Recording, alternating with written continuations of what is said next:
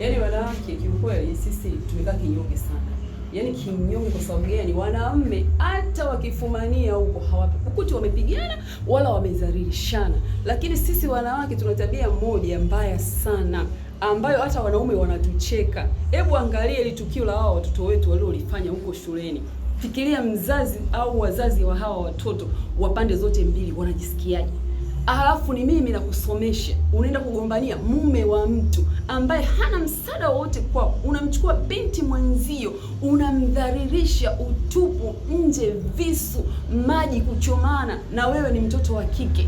Mama yako yupo, wazazi wenu wapo. Kiukweli ili swala wazazi tunaumia.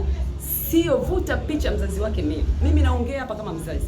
Kiukweli imeniuma, imeniumiza. Watoto wetu wanatuumiza.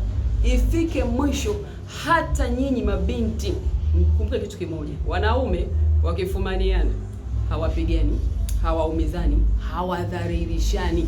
Ushawahi kumwona mwanamume ameenda sehemu anampiga mtu? Ingia tu.